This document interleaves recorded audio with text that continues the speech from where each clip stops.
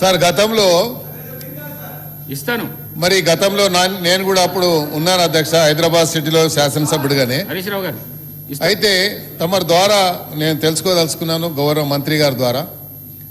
గతంలో కూడా socio economic survey జరిగింది.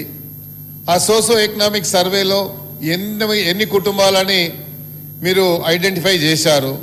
నాకున్న సమాచారం ప్రకారం అధ్యక్ష సుమారు 10,000 కుటుంబాలను ఆ రోజు సోషో ఎకనామిక్ సర్వే జరిగిన తర్వాత సుధీర్ రెడ్డి గారిని మరి మూసీ నది దాని బోర్డుకి చైర్మన్గా నియమించిన తర్వాత 10,000 మందికి, అందులో కొంతమందికి సుమారుగా డబుల్ బెడ్రూమ్ ఇస్తామని చెప్పి వాళ్ళతో కన్సల్ట్ కూడా తీసుకున్నాను. ఇప్పుడు వాళ్ళ వచ్చినటువంటి ఆన్సర్ క్వశ్చన్లు మాత్రము డిఫరెంట్గా ఉంటున్నారు. కాబట్టి మూసీ నదిని ప్రక్షాళన చేయాలని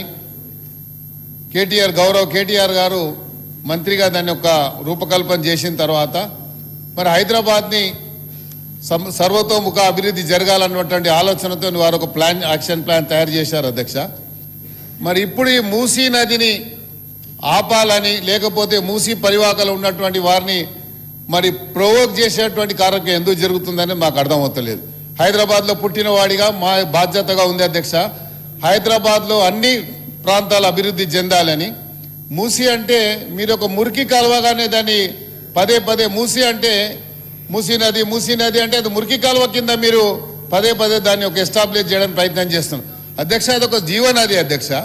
ఆ జీవనదిని మన మూసీ అంటే అది మురికి కాలువగా నాకు బాగా గుర్తుంది అధ్యక్ష. సుమారు 70లో అనుకుంటాను, మేము చిన్నగా ఉన్నాము.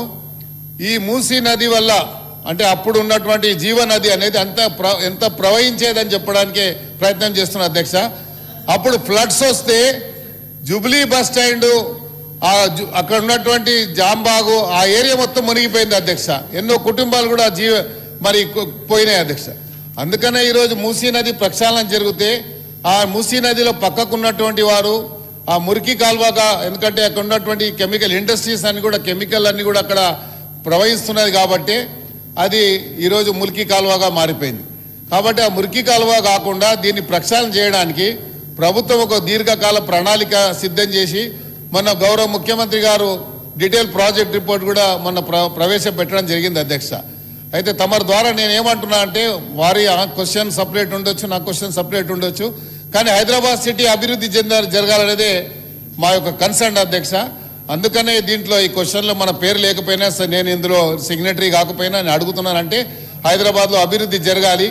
ఈ మూసీ అభివృద్ధి జరిగితే కేవలం ఇక్కడ వికారాబాద్ నుండి నల్లగొండ వరకు, నల్లగొండలో ఫ్లోరైడ్ ఎఫెక్ట్ వల్ల కుటుంబాల్లో నాశనం అవుతుంది, అక్కడ ఉన్నటువంటి ఇరిగేషన్ నాశనం అవుతుంది. కాబట్టి మూసీ అభివృద్ధి జరగాలంటున్నాం.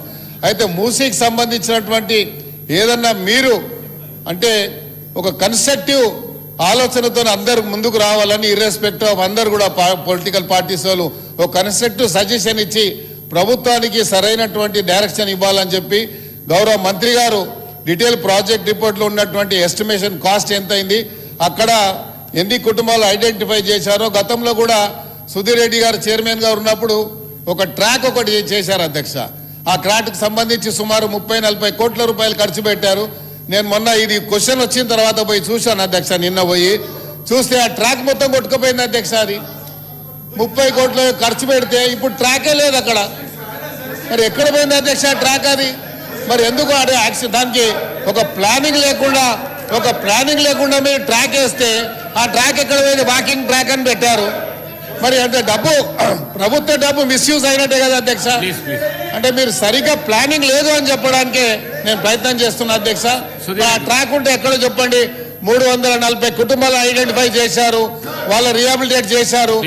మళ్ళీ మిగతా వాళ్ళని ఎందుకు చేయలేదు? అప్పుడు ఇవన్నీ కూడా మంత్రి గారు చెప్పాలని తమ ద్వారా మంత్రి గారు కోరుతున్నారు. సార్ సుధీర్ రెడ్డి గారు గతంలో ఈ మూసీ 2 నిమిషాల కథం చేస్తాడని చెప్పి మంచి సూచన సలహాలు ఇస్తాడని చెప్పేసి మరొకసారి అవకాశం ఇస్తాడు సార్. 2 నిమిషాలు సార్, ఎక్కువ చేసుకోండి సార్. సార్ నేను 3 స్థాయిలు చెప్పిన సార్. మొదటి స్థాయిలో మూసీ నదిలోకి ప్రవహిస్తున్న డ్రైనేజ్ వాటర్ అంతా